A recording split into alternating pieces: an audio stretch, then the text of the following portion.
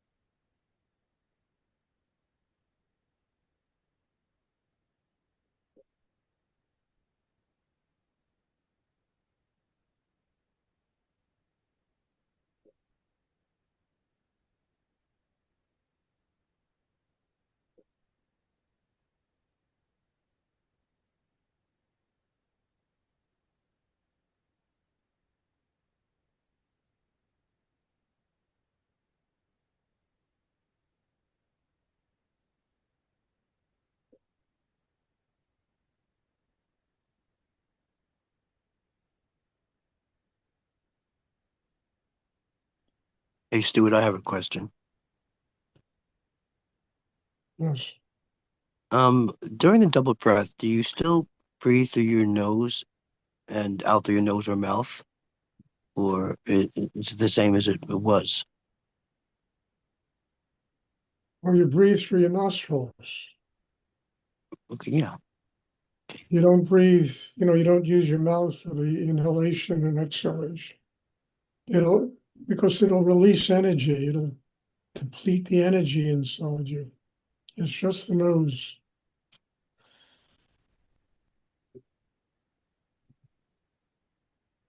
Thanks. You're That was welcome. the first thing you taught me, and it was the first thing you taught me, and I just wanted to make sure it was the same. No, it hasn't changed in 50 years.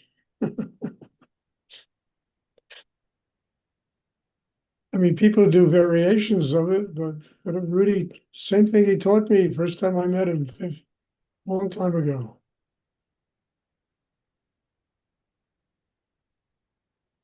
Does anybody else have a question?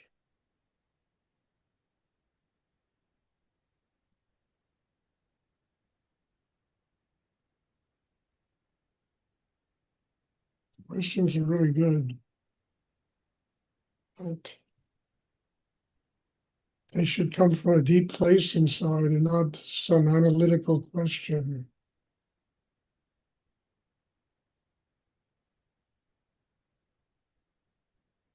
Last questions I probably would answer. People ask me to define my terms.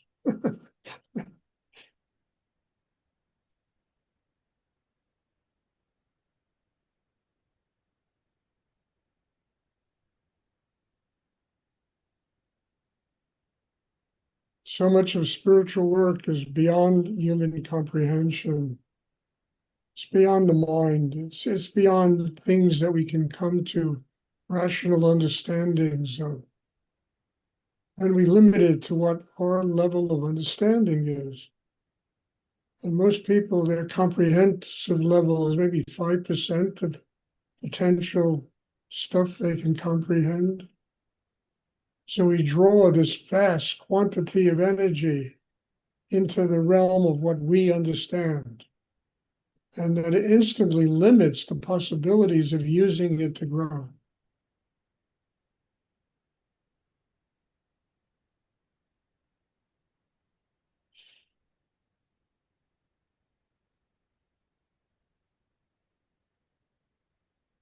I gave it up. I finally realized years ago I understand nothing. As I say all the time, it's much better to live it than to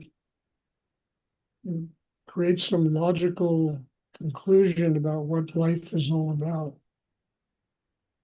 To be, to have to be or not to be.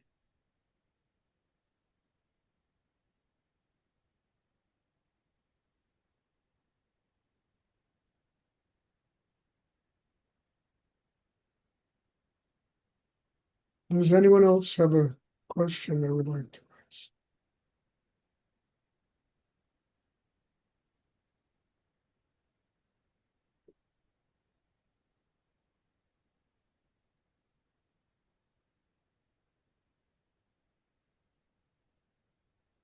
Doesn't mean we stop living, we stop embracing people we love, we stop doing the best we can significantly do, whatever our work is.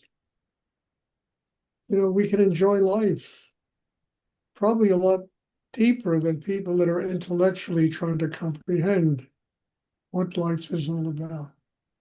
Just living life.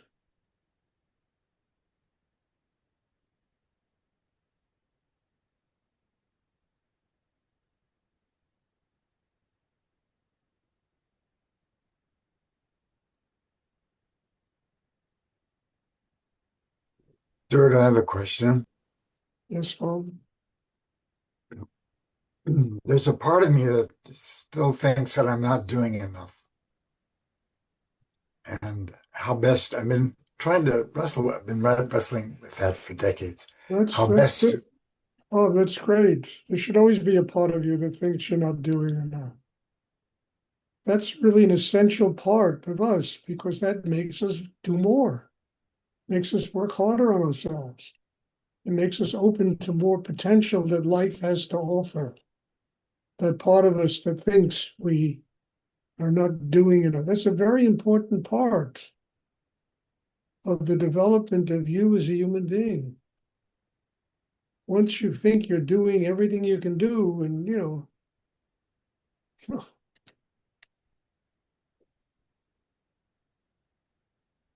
I mean, it's like when Rudy came to Texas and I was working, I don't know, 18 hours a day, teaching and this and ashrams, prison, by that building. And I'm saying that's the part of me that I was hiding from. That always told me I'm not doing enough. And I needed to learn about that because it enabled my growth to really exponentially grow. And, I mean, became capable of doing stuff I never dreamed I could do.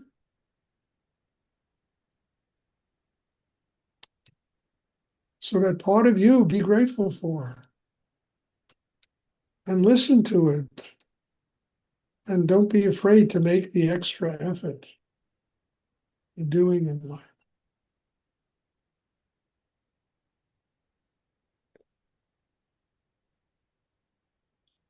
There's the part of me that made me leave Texas, Bob. I never felt I was doing enough. I needed a bigger situation in order to, expand my life, expand my interior life, my inner life.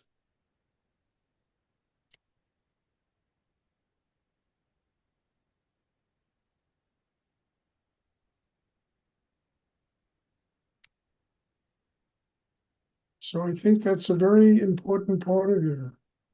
Listen to it. Get inspired by it. Dan, do me a favor. The next class you come to, don't wear that hat. Okay? Because you're moving a lot. The energy and that hat is just waving back and forth and it interrupts things. So please try not to wear it the next time you come to class. I would really appreciate that. Bob, is it clear what I'm talking about? it's, yes, it's clear what you're talking about. And many times I use it as a reason that I'm not doing enough to limit myself. That I use it to beat myself up, which I don't want to do. Well, stop beating yourself up. Hey, do me a favor. Do me a favor. Stop beating yourself up. Listen to it. Do more. And you'll discover that you're capable of doing more. Do more inside yourself. Stop listening to that part of you that wants to beat yourself up. And just use that whole energy to grow with. Okay, I'll do more. Very good. Does anyone else have a question?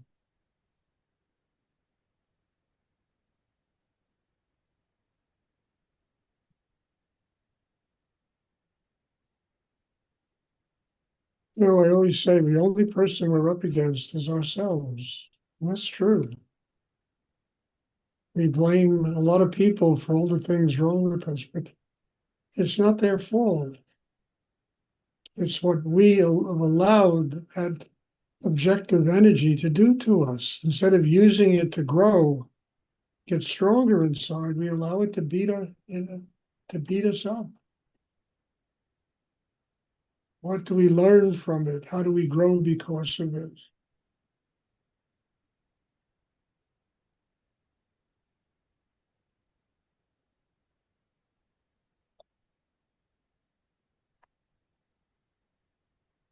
Does anyone else have a question they would like to ask?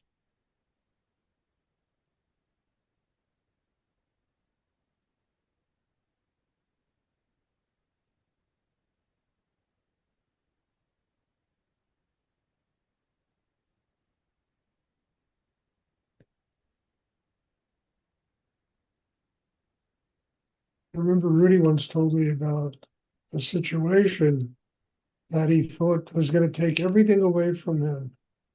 And he said, the one thing it won't take away from me is the joy in my heart, my love for God.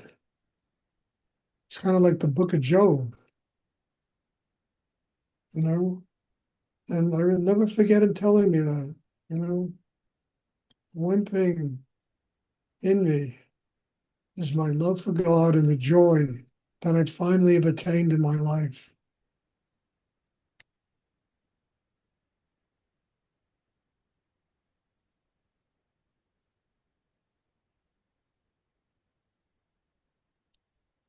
Okay, if there are no more questions, then as I announced, next Monday I have to have that eye procedure.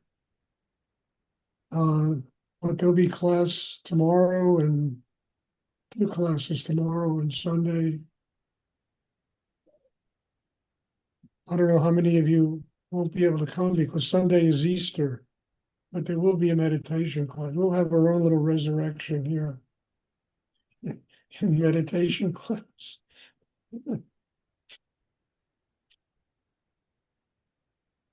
Okay, Thank you, thank you. Stuart. Yeah, God bless you all. Thank you. And I'm looking forward to seeing you soon. Bless you.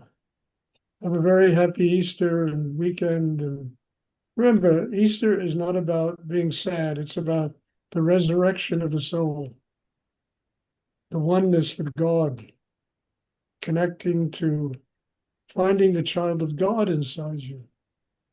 I mean, if there's a Christ, it's the child of God that exists inside every human being. And that's what Easter's about. Passover is the same thing, exact same holiday. Different story, but the same holiday. So let this weekend be a weekend of truly resurrecting ourselves, finding the child of God inside ourselves. Okay, thank you. God bless you all. Thank you, Stuart. You're Thank welcome. you.